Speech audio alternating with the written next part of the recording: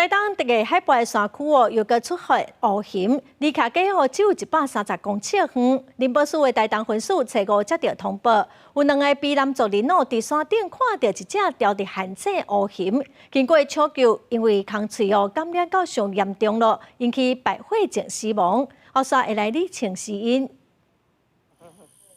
即摆发现台湾乌熊的地点离卑南乡美浓村这栋民家厝的后壁有130公尺。2个卑南族的人初5早起经过美浓村的山区，听到动物的叫声，我过去看，发现是台湾乌熊带一个，但是乌熊的脚是互特殊的限制困住，因较紧通报。台东林保分署随派18个人慢慢挖过去救援。兽医师发射麻醉清了后，随甲这只乌熊送去野湾野生动物病院来急救，但是可能受困伤久，落尾嘛是死亡。他转过来冲我的时候才吓到，说原来是甲状熊。因为伤处感染，引发败血症，最后在昨天12点35分左右死亡。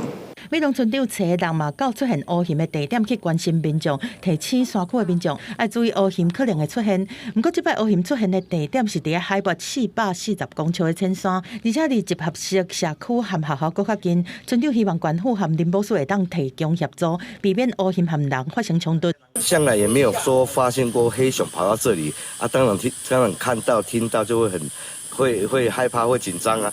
台东林保分署表示讲，即摆乌熊是搁对较浅山的地区在活动，因会伫当地举办防范人熊冲突的环境教育课程，提供民众赶乌熊的做法。